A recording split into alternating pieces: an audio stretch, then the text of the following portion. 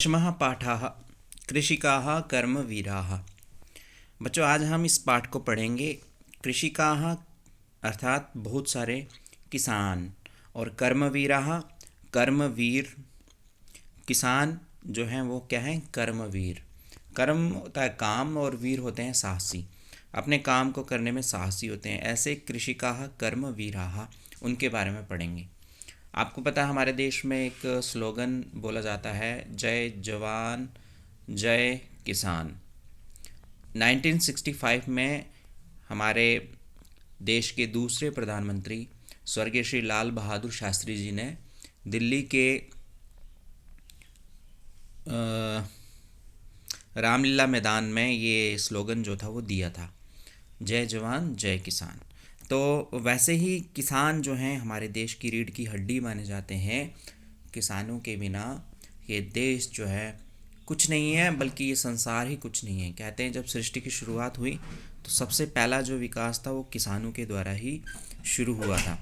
तो चलिए शुरू करते हैं इस पाठ को। और इस पाठ में मैं आपको बता दूं, जैसे हम लोग हिंदी में कविताएं कहते हैं, इंग्लिश में पोइम्स कहते हैं, वैसे ही संस्कृत में श्लोक जो हैं वो बहुत फेमस रहते हैं हमारे देश में। उन्हीं श्लोकों को हम लोग इस पाठ में सीखेंगे। तो चलिए शुरू करते हैं, ठीक है। श्लोक संख्या 1। सूर्यस तपतु मेघाः। मैं आपको ऐसे इसलिए बुलवा रहा हूँ ताकि आप एक एक शब्द को अच्छे से समझ सकें। वा वर्षन्तु विपुलं जलम, सूर्यस्तपतु मेघाः, वा वर्षन्तु विपुलं जलम। कृषिको नित्यम, शीतकालेऽपि कर्मठौ। ठीक है, ये था श्लोक संख्या 1। अब हम इसे बोलेंगे कैसे? हम इसे बोलेंगे ट्यून में, लय में बोलेंगे, स्वर में बोलेंगे। तो स्वर में बोलने के लिए हम इसे इस तरह से बोलेंगे, सूर्यस्तपतु मेघाः, वा वर्षन्तु विपुलं जलम, कृषिको नित्यम, शीतकालेऽपि कर्मठौ। चलिए फिर से बोलते हैं, सूर्यस्तपतु मेघाः, वा वर्षन्तु विपुलं जलम, कृषिको नित्यम, शीतकालेऽपि कर्मठौ। ये श्लोक संख्या 1 था। तो अब ना मैं आपको पहले एक मुहावरा सुनाता हूँ, फिर उसके एक चुटकुला सुनाता हूँ, फिर उसके बाद ना हम इसका अर्थ जानेंगे। एक बार क्या होता है कि एक पॉलिटिशियन, एक राजनेता जो है वो किसान के यहाँ जाता है और उससे बोलता है कि आप खेती कहाँ करते हो? तो किसान बोलता है हम लोग खेतों में खेती करते हैं। तो पॉलिटिशियन बोलता है क्या खेतों में मिट्टी होती है? आप मिट्टी में मतलब पाँव लगा लगा करके तो उसमें 10-10 के तो खेती करते हो। किसान बोलता हाँ, मिट्टी में 10-10 के ही खेती करते हैं।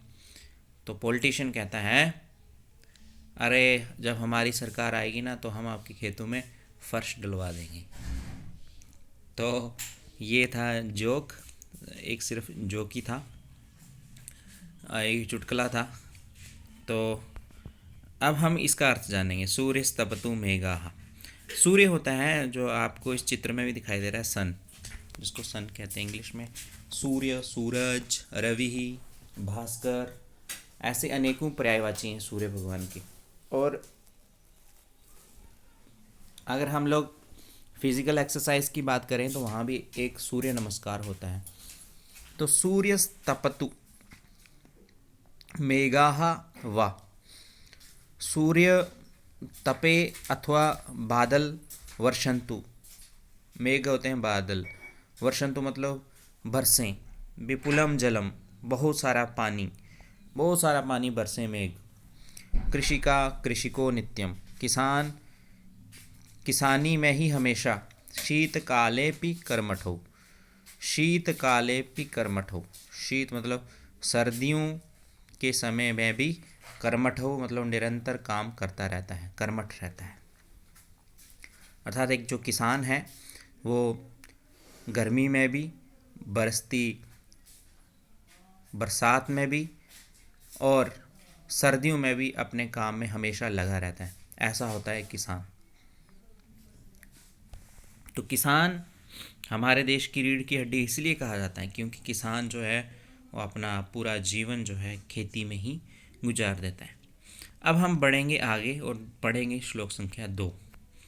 ग्रीष्मे शरीरम सस्वेदम शीते कंपमयम सदा हलेन च कुदालेन तौ तु क्षेत्राणि कर्षतः। ग्रीष्मे शरीरं सस्वेदं शीते कंपमयं सदा हलेन च कुदालेन तौ तु क्षेत्राणि कर्षतः। मैं बच्चों धीरे इसलिए बोल रहा हूँ ताकि आप इसको आराम से सुन करके वैसा ही बोलने की कोशिश करें। हालांकि आपको लग रहा होगा सर इतना धीरे क्यों बोल रहे हैं, धीरे इसलिए बोल रहा हूँ ताकि आप इसे सीख सकें, मेरी यही कोशिश रहेगी। तो इसका अर्थ मैं बता रहा हूँ। ग्रीष्म में होता है गर्मी में, शरीरम बॉडी, सस्वेदम पसीने से लथपथ, शीते सर्दियों में, कंपमयम शिवरिंग जिसको कंपन कहते हैं, सदा हमेशा, हलेन च कुदालेन हल से और कुदाल से, तौ तु क्षेत्राणि कर्षतः वह किसानी करते रहते हैं। किसकी बात हो रही है यहाँ पर? किसान की। तो अब आगे है, फिर से एक बार बोल रहा हूँ। ग्रीष्मे शरीरम सस्वेदम शीते कंपमयम सदा हलेन च कुदालेन तौ तु क्षेत्राणि कर्षतः। गर्मियों में अथवा सर्दियों में किसान जो है अपनी हल से और कुदाल से खेती करता रहता है। गर्मियों में उसके शरीर से पसीने चलते हैं, सर्दियों में उसका शरीर कांपता रहता है। लेकिन एक किसान जो है वो कभी भी खेतीबाड़ी करना नहीं छोड़ता, हमेशा लगा ही रहता है। अब आगे है श्लोक संख्या 3। अच्छा, यहाँ सर्दियों की बात आ रही है तो इससे एक और जोक याद आया। एक बार क्या होता है कि टीचर बच्चों को पढ़ा रहा होता है और पढ़ाते पढ़ाते वास्को डी गामा की बात चल रही होती है। ठीक है, आप भी हिस्ट्री में देखना वास्को डी गामा कौन थे। टीचर बच्चों से पूछता है, बताओ बच्चों वास्को डी गामा भारत में किस मौसम में आए? ठीक है, तो एक बच्चे का जवाब आया, सर वो सर्दियों में आए थे। तो टीचर ने पूछा, बताओ वो कैसे? सर क्योंकि वास्को डी गामा ने स्वेटर पहना हुआ था, जैकेट पहनी हुई थी। तो ये जोक था। अब हम बढ़ेंगे श्लोक संख्या 3 की ओर। पादयोर्न पदत्राणे शरीरे वसनानि नो निर्धनं जीवनं कष्टं सुखम दूरे ही तिष्ठति। अब इसको ऐसे बोलेंगे, पादयोर्न पदत्राणे शरीरे वसनानि नो निर्धनं जीवनं कष्टं सुखम दूरे ही तिष्ठति। इसका क्या अर्थ है?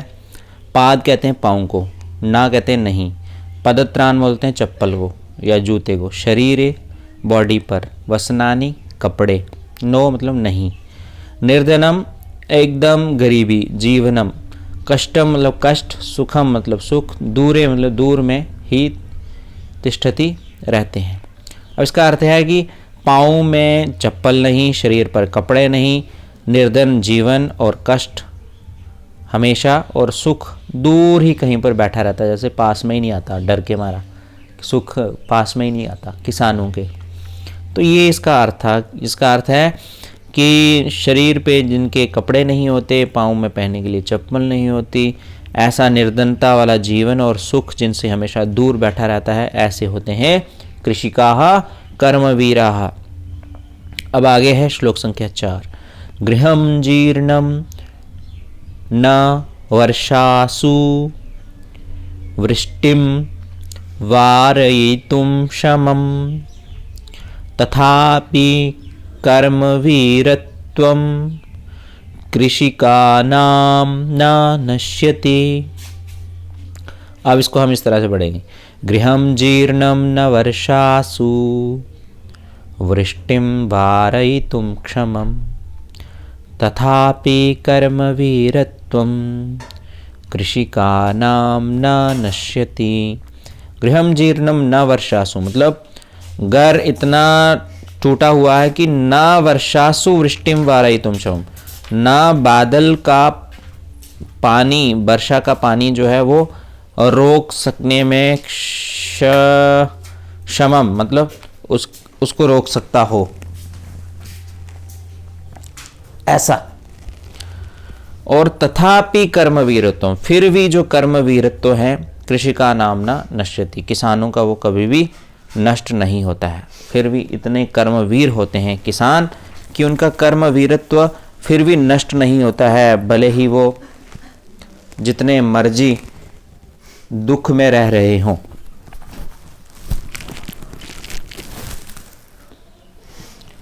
अब आगे बढ़ेंगे बच्चों।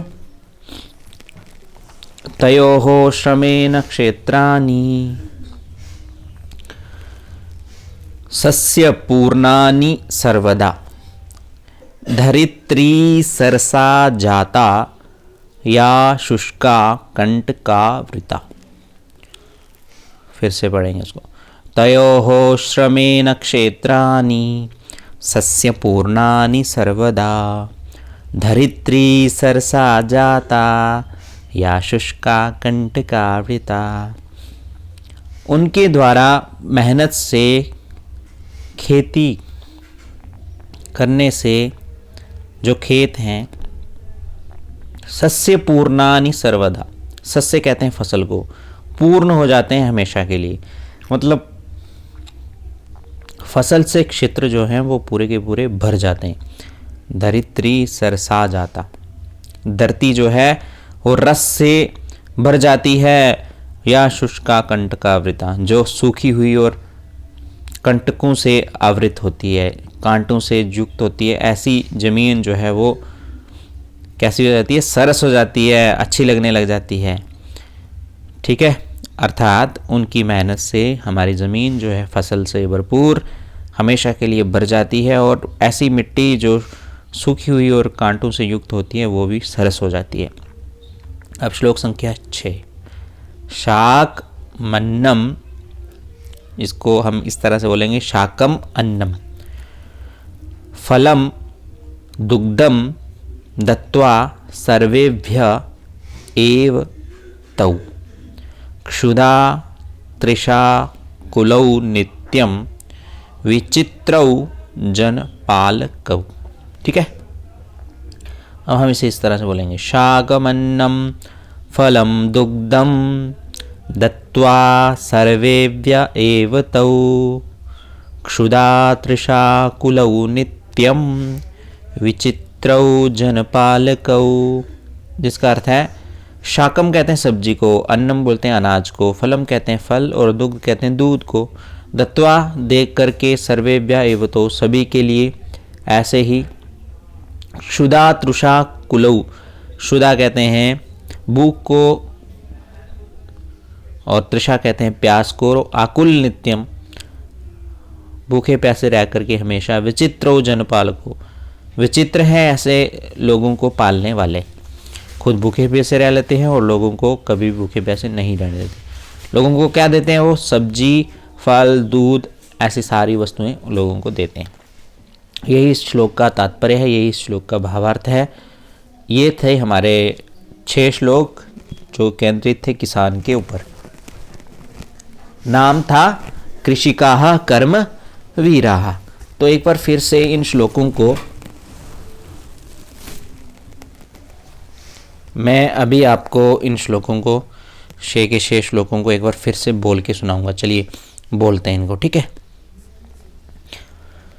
सूर्यस्तपतु मेघाः वा वर्षन्तु विपुलं जलं कृषिका कृषिको नित्यं शीतकालेऽपि कर्मठौ ग्रीष्मे शरीरं सस्वेदं शीते कम्पमयं सदा हलेन च कुदालेन तौ तु क्षेत्राणि कर्षतः पादयोर्न पदत्राणे शरीरे वसनानि नो निर्धनं जीवनं कष्टं सुखं दूरे हि तिष्ठति गृहं जीर्णं न वर्षासु वृष्टिं वारयितुं शमं तथापि कर्मवीरत्वं कृषिकाणां न नश्यति तयोः श्रमेण क्षेत्राणि सस्यपूर्णानि सर्वदा धरित्री सरसायाता या शुष्का कण्टकावृता शाकमन्नं फलं दुग्धं दत्त्वा सर्वेभ्य एव तौ क्षुधा तृषाकुलौ नित्यं विचित्रौ जनपालकौ। तो बच्चों ये था हमारा पाठ संख्या 10 जिसे हमने पढ़ लिया। और उम्मीद है आपको ये पाठ अच्छा लगा होगा। इसी तरह से बाकी वाले पाठ भी आप देखते रहें, पढ़ते रहें और किसानों के प्रति भी हमेशा अपनी रिस्पेक्ट बनाए रखें। तो ये श्लोक बहुत इम्पॉर्टेंट हैं, हमें अपने देश की इम्पोर्टेंट इसी से पता चलती है, इसलिए हमें इन श्लोकों को याद भी करना चाहिए, सभी को याद करवाना भी चाहिए। सब याद करें, इसी तरह से आगे बढ़ें और देखते रहें संस्कृत सरिता।